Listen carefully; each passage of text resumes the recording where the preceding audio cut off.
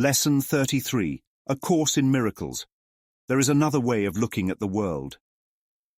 Today's idea is an attempt to recognize that you can shift your perception of the world in both its outer and inner aspects. A full 5 minutes should be devoted to the morning and evening applications. In these practice periods, the idea should be repeated as often as you find comfortable, though unhurried applications are essential. Alternate between surveying your outer and inner perceptions, but without an abrupt sense of shifting. Merely glance casually around the world you perceive as outside yourself, then close your eyes and survey your inner thoughts with equal casualness. Try to remain equally uninvolved in both, and to maintain this detachment as you repeat the idea throughout the day. The shorter exercise periods should be as frequent as possible. A specific application of today's idea should also be made immediately when any situation arises which tempts you to become disturbed. For these applications, say, there is another way of looking at this. Remember to apply today's idea the instant you are aware of distress. It may be necessary to take a minute or so to sit quietly and repeat the idea to yourself several times. Closing your eyes will probably help in this form of application. There is another way of looking at this, a shift in perception. Jesus starts this lesson with something so simple yet profoundly freeing. There is another way. We walk through life convinced that our way of seeing things is the way, the only way. But how could that be? Any given situation has infinite possible ways to view it, so why do we often choose the one that distresses us the most? What you see depends on where you sit. Let's start with a metaphor. Imagine you're at a parade. The floats are passing by, each one carrying different designs, colors, and people waving. You're watching from the sidewalk, enjoying the spectacle.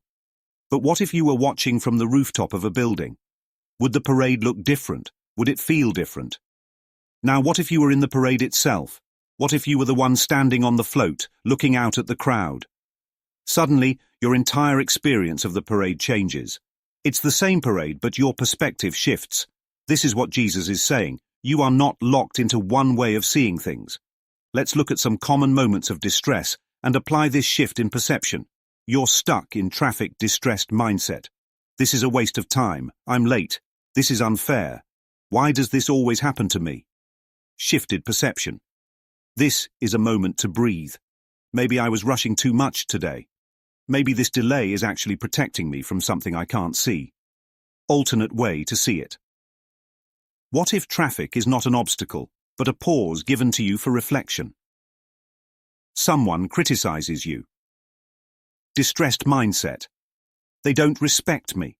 They're wrong. I need to defend myself. Shifted perception. This is their perspective. Their words don't define me. What if this is an opportunity to practice patience and self-awareness? Alternate way to see it. What if criticism is just an opinion, floating by like a parade float? You don't have to climb on it. You lose something valuable. Distressed mindset. This is awful. I can't believe this happened. I need this thing. Shifted perception. What if this is clearing space for something better? What if losing this frees me in ways I can't see yet? Alternate way to see it. What if losing isn't always about loss, but about making room for something new? A relationship ends. Distressed mindset. I've lost something important. I feel abandoned. I'll never find this again. Shifted perception. What if this wasn't a loss but a redirection? What if this chapter had to close so I could grow into something greater? Alternate way to see it. What if the closed door isn't a punishment but a protection? Jesus says, survey your perceptions, but casually. Look at the language Jesus uses. Survey your outer and inner perceptions. Glance casually at the world. Be equally uninvolved in both. Maintain detachment from both. A survey doesn't mean getting entangled. It means stepping back, observing, and taking note.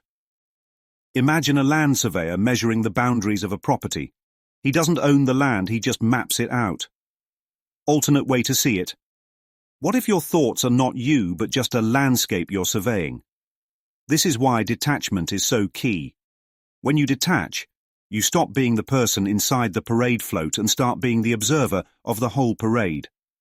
What does it mean to be equally uninvolved in both outer and inner perceptions? It means you don't get caught up in the show.